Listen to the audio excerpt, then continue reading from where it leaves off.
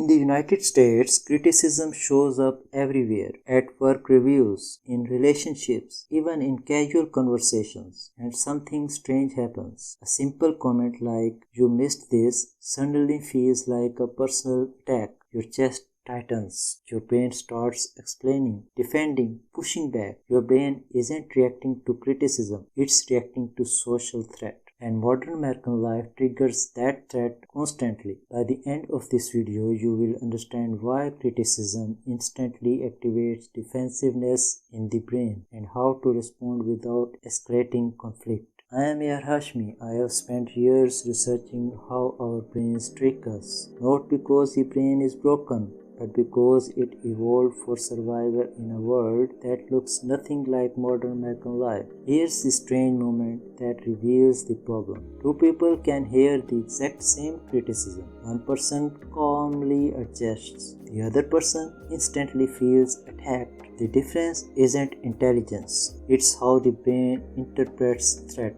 Subscribe for the videos that explain why your brain creates emotional pain and how to calm it. In this video, we are going to unpack 3 hidden brain reactions that make criticism feel painful.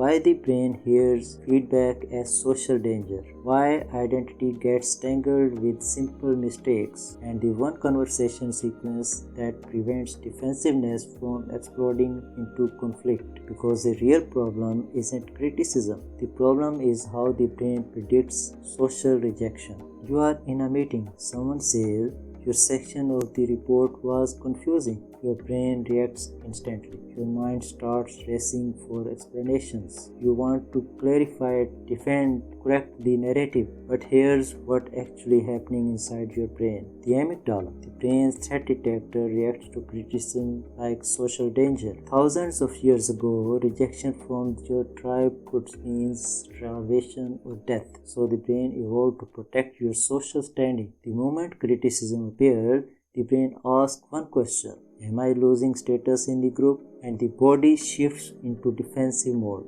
Heart rate increases, muscles tighten, attention narrows. You are no longer evaluating information, you are protecting belonging. This is why criticism feels so intense in modern American workplaces.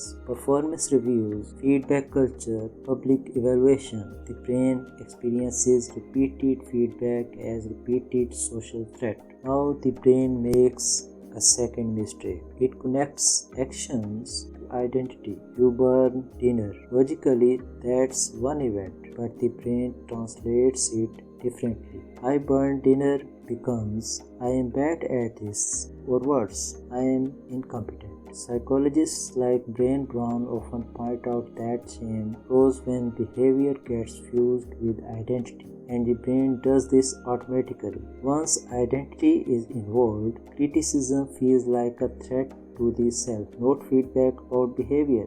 Now defensiveness skyrockets because the brain isn't protecting a task anymore. It's protecting your sense of who you are. Modern American culture intensifies this problem. Careers become identity. Productivity becomes identity. Competence becomes identity. So when mistakes happens, the brain hears something much louder than feedback. It hears judgment. Here's the strange loop that ruins conversations. Someone raises a concern, you respond with explanations, but because the explanation arrives first, it sounds like avoidance. The other person thinks you are dodging responsibility, so they repeat the criticism louder. You always do this. Now your brain hears stronger threat signals. Your defenses get stronger. Two nervous systems are now protecting themselves instead of solving the problem. Conflict grows, not because anyone is malicious, but because both brains are reacting to perceived social danger. If this explanation is helping you understand your own reactions, subscribe. This channel breaks down why the brain creates emotional stress in every situation most people never question.